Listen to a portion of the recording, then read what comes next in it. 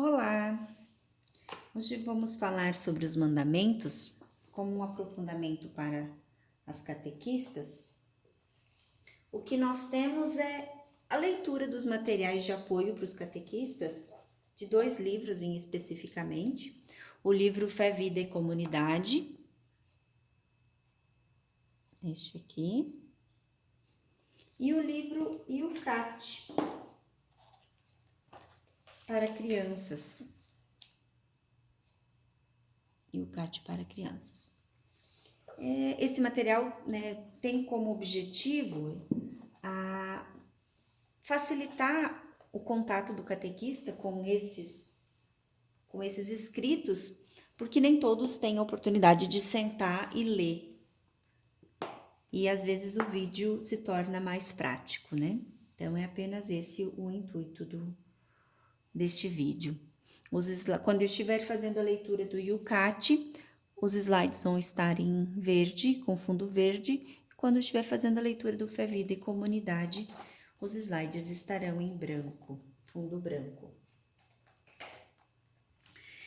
Então, para nós pedindo a inspiração divina para este momento, em nome do Pai, do Filho e do Espírito Santo. Amém. Senhor, Deus de amor, que muito amais vossos filhos e filhas, fazei-me capaz de anunciar com alegria este vosso amor a todos os catequizandos que me forem confiados. Amém. Como são apresentados os 10 mandamentos nos diferentes materiais? Estou apresentando 3 materiais aqui, de editoras, né? Então, o livro Fé, Vida e Comunidade, que é o livro base aqui da nossa paróquia, né? Fé, Vida e Comunidade, ele utiliza 8 encontros para trabalhar esse tema. Então, ele separa tudo bem separadinho, né? Ele trabalha a aliança, trabalha os mandamentos, caminho para a felicidade, os 3 primeiros, separa o 4º, o 5º, o 8º, junta o 6º e o 9º, o 7º e o 10º mandamento. O livro Crescer em Comunhão, esse aqui, ele separa em 2 encontros. Um encontro para falar dos mandamentos voltados para Deus, né, os 3 primeiros, e um para os mandamentos voltados para o irmão, os outros 7.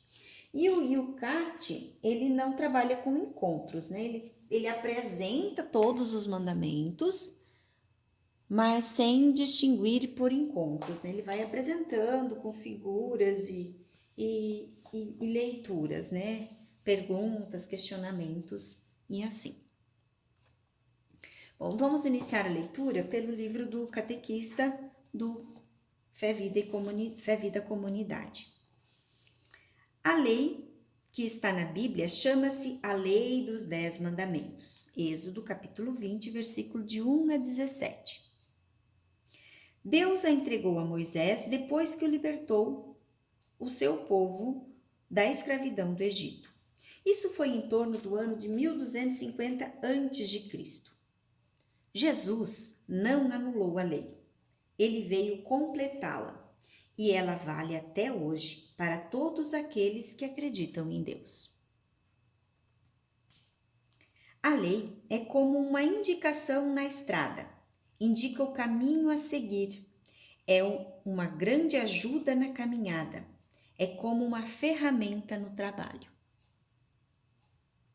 Pela lei dos 10 mandamentos, Deus indicou o caminho certo para o seu povo. Nunca mais voltar a viver na escravidão, conservar a liberdade que conquistou ao sair do Egito, viver na justiça e na fraternidade, ser organizado, sinal de Deus no mundo, ser organizado em comunidade, sendo resposta ao clamor de todo o povo, ser um anúncio e uma amostra daquilo que Deus quer para todos, chegar à prática perfeita do amor de Deus e do amor ao próximo. Os 10 mandamentos nos fazem conhecer melhor os nossos deveres, os nossos direitos e a nossa missão. No dia em que Deus proclamou a lei dos 10 mandamentos para a primeira comunidade do povo de Deus, ele os reuniu ao pé do Monte Sinai. Mas antes de proclamá-la, declarou o motivo e a autoridade da nova lei e anunciou solenemente o título dos 10 mandamentos. Deus disse: Eu sou Javé, o teu Deus, que te fez sair do Egito, da casa da escravidão. Êxodo 20, versículo 2. O povo sentiu nesta declaração da lei que Deus é o nosso libertador. E o que fez Deus decretar a lei foi o clamor do povo. Ele disse a Moisés: Eu vi a miséria do meu povo que está no Egito. Ouvi o seu clamor por causa dos seus opressores, pois eu conheço as suas angústias. Por isso desci, a fim de libertá-los das mãos dos egípcios, e para fazê-lo subir daquela terra a uma terra boa e vasta, onde corre leite e mel. Êxodo 3, versículos de 7 a 8. Os mandamentos são a resposta de Deus ao clamor do povo oprimido. A fiel observância dos mandamentos impede a volta do povo à escravidão.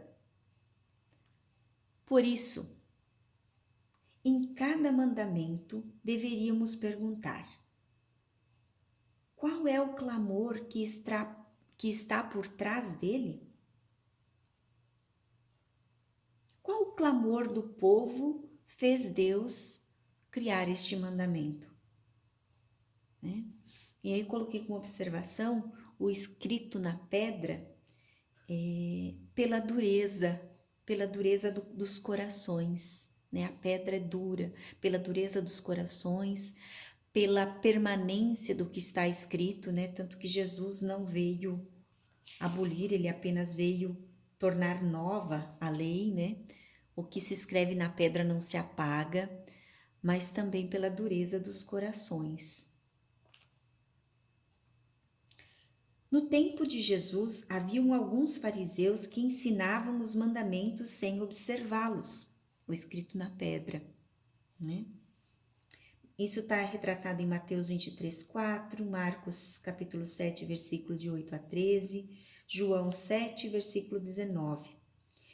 Esses fariseus só repetiam a letra, mas matavam o espírito da lei. Lucas 11, 39 a 44, 2 Coríntios 3, 6. Esqueciam que a lei tinha sido dada para libertar e educar. Gálatas 3, 21. E a transformaram em um instrumento de opressão. Lucas 11, 46, Mateus 11, 28.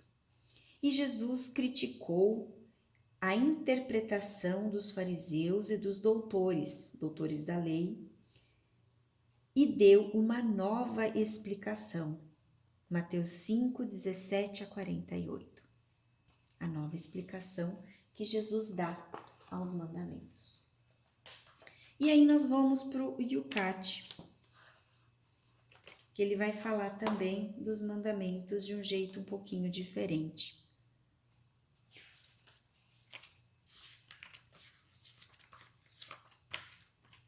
Os mandamentos.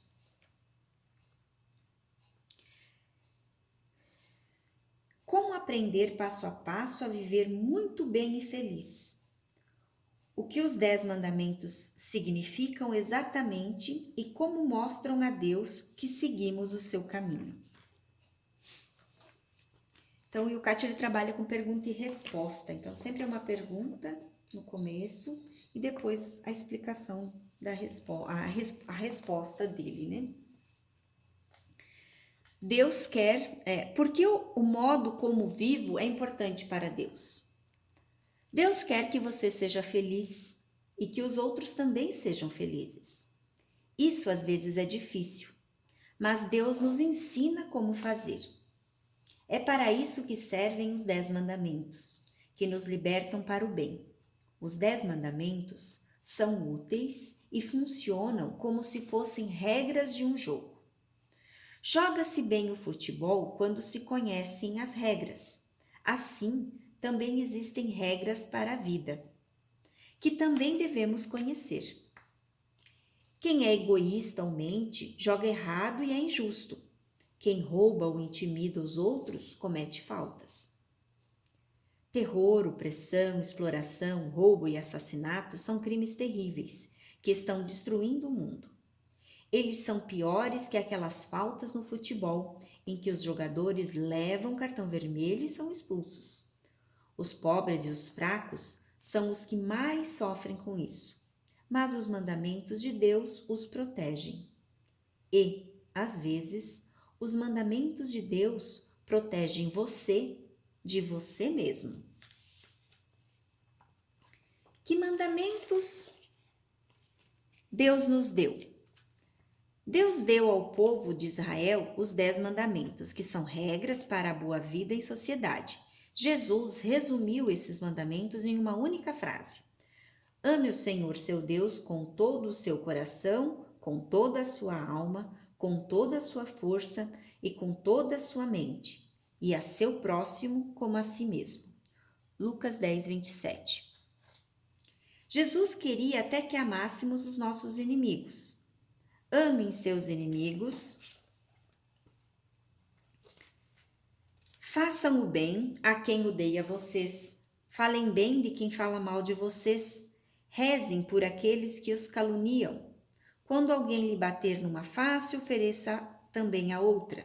Se alguém tirar de você o manto, deixe que leve também a sua túnica. Lucas 6, 27, 29. E aí, os 10 mandamentos, que sou o Senhor seu Deus e você não deve ter outro Deus além de mim, não use o nome de Deus em vão, santificar o dia do Senhor, honrar pai e mãe, não matar. As 10 regras do jogo, nós podemos dizer que esses 10 mandamentos, de um modo mais moderno, podem ser ditos assim. Primeiro, Deus sabe o que diz. Ele nos explica como as coisas funcionam, ninguém é mais importante que ele. Segundo, não faça piadas bobas com o nome de Deus e não deseje que ninguém vá para o diabo. Terceiro, descanse junto de Deus. Quarto, respeite os seus pais. Quinto, não arranje encrenca, não faça mal a outra pessoa, não brigue, não queira se vingar. Sexto, se você é casado, mantenha as promessas do casamento. Sétimo, de jeito nenhum pegue o que não é seu e nada de downloads ilegais. Oitavo, não minta. Não seja um anunciante de produtos ruins. Nono e décimo, você não pode querer tudo, certo? E este livrinho ele traz figurinhas para cada um deles. Amar a Deus, não falar seu nome em vão, descansar junto a Deus, honrar pai e mãe, não arranjar encrenca, ser fiel ao casamento, não pegar o que não é seu, não mentir, não querer tudo.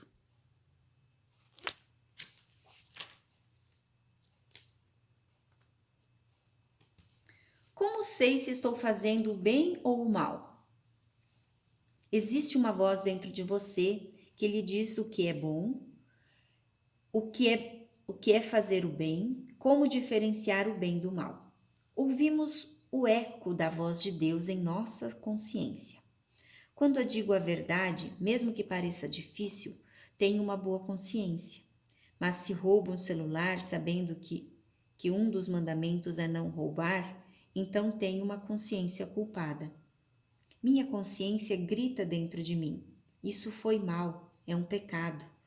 Não ouvir a voz de Deus querendo me proteger do mal. O que significa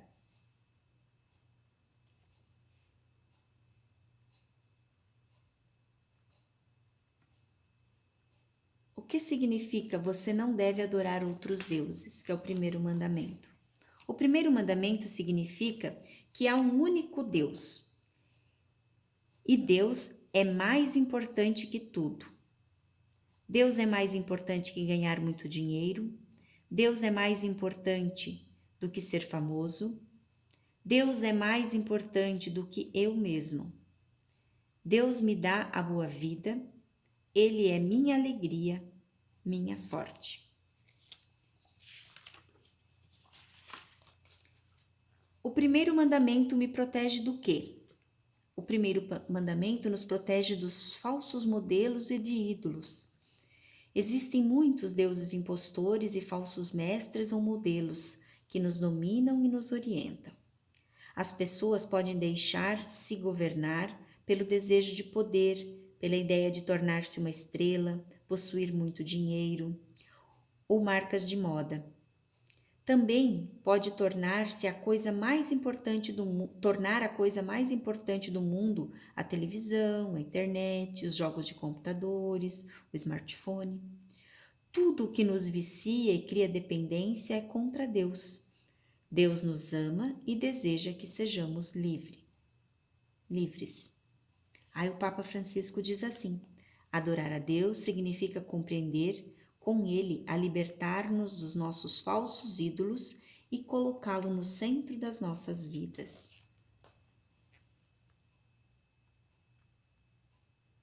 Nos protege disso.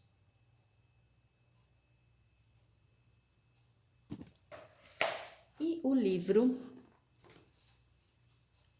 Fé, Vida e Comunidade. No Egito, primeiro mandamento. No Egito, na casa da escravidão, a religião dos deuses era usada para forçar o sistema e o poder do faraó. O faraó fazia grandes imagens, estátuas e templos para dar ao povo a impressão de grande respeito a Deus. Levava o povo a dobrar os joelhos diante do seu poder, como se fosse um poder divino. O primeiro mandamento traz 3 coisas. Primeiro, não ter outros deuses além de Javé. Segundo, não fazer imagens. Terceiro, não dobrar os joelhos diante de deuses e imagens. O primeiro mandamento manda escolher entre Javé e outros deuses, isso é, entre a liberdade e a opressão, entre a vida e a morte. Quem quer ser da comunidade do povo de Deus deve aceitar Javé como Deus único e verdadeiro, pois Javé é um Deus apaixonado pelo povo. Quem quer ser do povo de Deus deve romper o sistema do faraó e dos reis que usam a religião como meio para oprimir e explorar o pobre. Jesus pede para romper com o sistema dos falsos deuses. Ninguém pode servir a 2 senhores. Jesus resgatou a imagem verdadeira de Deus, que é o próprio ser humano. O próximo criado à imagem e semelhança de Deus. Ele mandou amar o próximo e dar a vida pelo irmão. Há pessoas que, para obedecer o primeiro mandamento, tiram das paredes da casa as imagens ou fotografias, pensam que assim cumprem o mandamento. Mas o importante é não apoiar o sistema, em nome de um falso Deus que explora e oprime o povo. Segundo mandamento, Yucat. O que significa não use o nome de Deus em vão? A segunda regra do jogo de Deus significa que Ele nos confiou o seu sagrado nome. Nunca devemos abusar dele, mas podemos chamá-lo pelo nome, como um pai e um amigo. Isso é rezar. O fato de Deus ter nos revelado seu nome demonstra sua grande confiança em nós. Quem conhece seu nome possui a chave de seu coração. Por isso, nunca se deve brincar ou zombar com as palavras sagradas, como meu Deus, Pai do céu, Jesus Cristo ou Espírito Santo. Amaldiçoar alguém usando o nome de Deus é um pecado horrível. O segundo mandamento nos protege do quê? O segundo mandamento nos protege de desrespeitar a Deus. Não levar a sério a Deus é como dizer seu nome sem ouvi-lo. É entrar em uma igreja como se não estivesse lá. É falar de maneira desrespeitosa, sem amor a Deus, como se fosse surdo, e rir das pessoas e de suas orações, como se Deus não fosse bom. A igreja não é lugar de celular e nem de piquenique.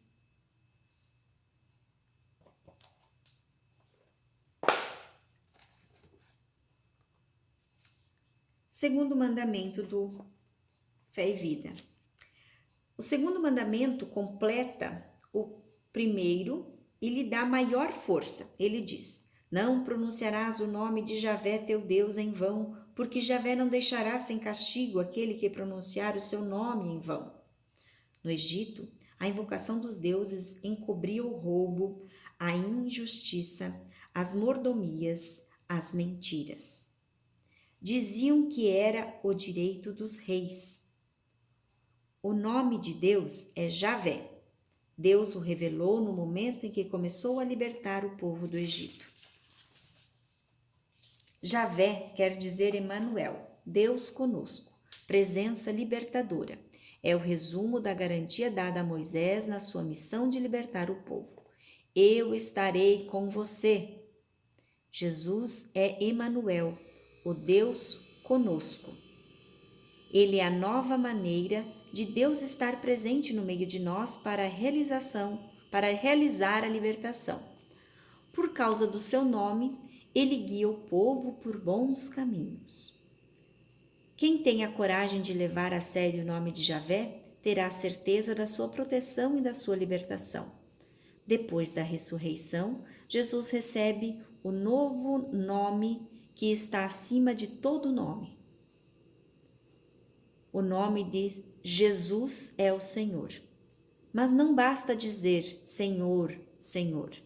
É preciso praticar a vontade do Pai, viver o seu projeto.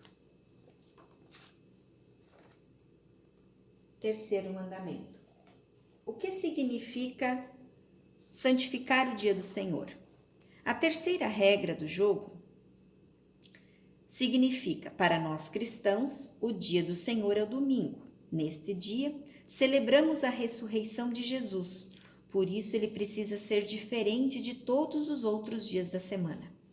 Mesmo que as pessoas estejam cada vez mais sob pressão, o domingo não é dia para trabalhar, para as coisas do dia a dia ou para negócios, para os trabalhos de casa ou mesmo para as aulas particulares. No domingo, devemos descansar, comer e brincar uns com os outros, ter tempo para a família, mas há um compromisso importante no domingo, a Santa Missa. Nosso tempo para Deus. E por que é o domingo? Fazer uma pausa e comemorar um dia da semana. Este é um presente de Deus para nós. Para os judeus é o sábado, para nós cristãos, o domingo. Já na criação, Deus deu ao seu povo de Israel um dia de descanso. Seu nome é Sabá, ou sábado. Os cristãos aproveitaram esse dia de descanso, mas eles o mudaram de sábado para domingo, pois foi neste dia que Jesus ressuscitou dos mortos. E o terceiro mandamento? Do que nos protege? Ele nos protege de dois grandes perigos: esquecer Deus e nos cansarmos de tanto trabalhar. Em alguns países que não são cristãos, as pessoas têm poucos feriados. É preciso trabalhar duro quase todos os dias. E o domingo também seria assim se nós, cristãos, não o comemorássemos. Deus não fez o homem como um robô. para que trabalhe até cair. É por isso que você não tem aula aos domingos. Isso não é genial? Como um cristão celebra o domingo? O domingo é uma festa com Deus. Como os primeiros cristãos, os amigos de Jesus encontraram-se no dia do Senhor. Eles vão à igreja e celebram junto à Santa Missa. Lá encontram Jesus, seu Senhor. Domingo é também o dia em que você se veste lindamente para a glória de Deus. E também cozinha algo especial. É dia de fazer aquilo que deixa você e os outros felizes e sem trabalho. Pais e filhos devem ter tempo um para o outro. Tudo o que os domingos se pode fazer.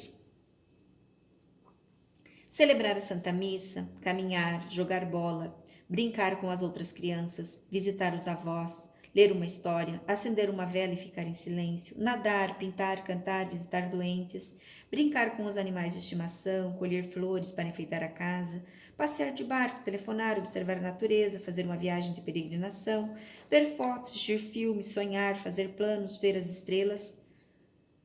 Faça você mesmo uma lista.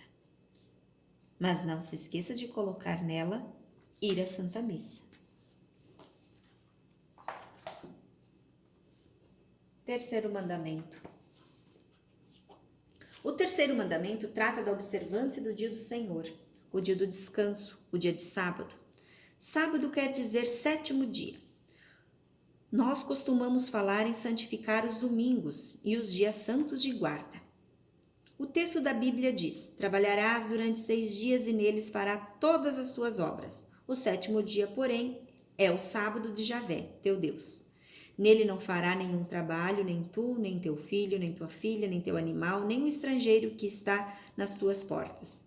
Porque em 6 dias Javé fez o céu e a terra, o mar e tudo o que neles contém, mas repousou no sétimo dia. Por isso Javé abençoou o dia de sábado e o santificou. Será que o terceiro mandamento é só para não trabalhar e ir à igreja? Também o terceiro mandamento foi dado para impedir que a escravidão voltasse a oprimir o povo. O povo tinha que trabalhar e produzir sem descanso. O faraó não queria dar licença para o povo celebrar e fazer festa. Mais tarde, na escravidão da Babilônia, o povo gritava: somos empurrados com a canga no pescoço, estamos esgotados pelo trabalho forçado, oprimidos em dura escravidão. O povo valia apenas pelo trabalho que fazia, enriquecendo o faraó. Não valia como gente. Por causa desse sistema errado, o povo vivia abatido. Era chamado de preguiçoso. O grito do povo chegou aos ouvidos de Deus e ele libertou o povo. Para impedir que o mesmo sistema desumano voltasse, esse mandamento foi dado para que a comunidade criasse uma nova mentalidade de não explorar o trabalho do irmão. Recorda que foste escravo na terra do Egito e que Javé teu Deus te fez sair de lá com mão forte e braço estendido, e por isso que Javé teu Deus te ordenou: guarda o dia de sábado. Ao celebrar o sábado, a comunidade deve também se lembrar das maravilhas que Javé realizou. Deve ser uma esperança de libertação, força na luta e na alegria, de ser conduzida pelo amor de Deus e pelo trabalho dos homens. Mas este mandamento não é observado porque o trabalho no dia do descanso. Muitas vezes precisa trabalhar para dar comida aos seus filhos, e muitos não celebram na comunidade a esperança da libertação e das maravilhas de Deus. Quarto mandamento. O que significa honrar pai e mãe? A quarta regra do jogo significa que todos devem suas vidas ao pai e à mãe. Deus quer que amemos, respeitemos e honremos nossos pais, agradecendo a eles pelo bem que nos fizeram. Ter pais amorosos é uma grande sorte. Você pode, com eles, aprender o que é bom, o que é importante. E se você não entende o seu pai ou a sua mãe, deve agradecer a eles, pelo menos pela sua existência. Tente perdoar-lhe os erros e as fraquezas. Quando eles estiverem mais velhos, não os deixe sozinhos, mas seja terno e paciente. Deus um dia perguntará aos seus pais e avós: se eles foram honrados pelos seus filhos. Do que o quarto mandamento nos protege? Ele protege a família de desmoronar. O quarto mandamento nos impede de abandonarmos uns aos outros e até mesmo de desistir. Ele ajuda-nos a nos apoiar e a nos fortalecer. Se uma família vive com ordem e o amor de Deus, tudo é bonito e aconchegante. Isso dá segurança e força ao amor por toda a vida. Em nossa família, tínhamos de viver do modo mais simples e econômico possível, pois é justamente isso que dá origem aos prazeres que não se pode ter quando se vive em riqueza. Muitas vezes penso como era bonito, como aguardava ansiosamente as menores coisas e como sempre fazia algo uns para os outros. São palavras do Papa Bento XVI.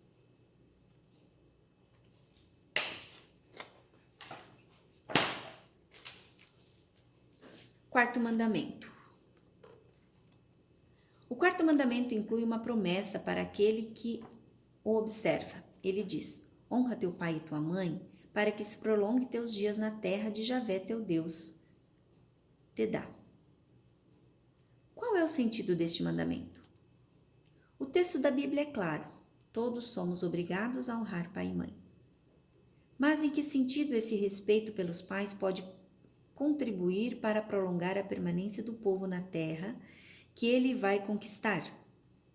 Os egípcios também diziam aos filhos: honre teu pai e tua mãe. Quando hoje dizemos honra teu pai e tua mãe, pensemos nas famílias em que nascemos, famílias relativamente pequenas, pai, mãe e filhos. Cada uma delas vive a sua vida, independente da outra. Na Bíblia, porém, a família era mais ampla. Era o que hoje chamamos de a grande família patriarcal. Era um conjunto de várias outras famílias que moravam no mesmo lugar e que eram unidas entre si por laços de parentesco. Várias famílias formavam um clã, vários clãs formavam uma tribo. A família daquele tempo correspondia ao nosso povoado de hoje. Dentro da sociedade, ela exercia a função de que hoje está começando a ser exercida pelas comunidades. Assim, honrar pai e mãe era não só respeitar os pais, mas era também respeitar a autoridade dos pais da comunidade. No Novo Testamento, Jesus reforça o poder das comunidades. Em caso de algum abuso ou crime, ele diz: deve-se procurar resolver o caso no grupo menor possível.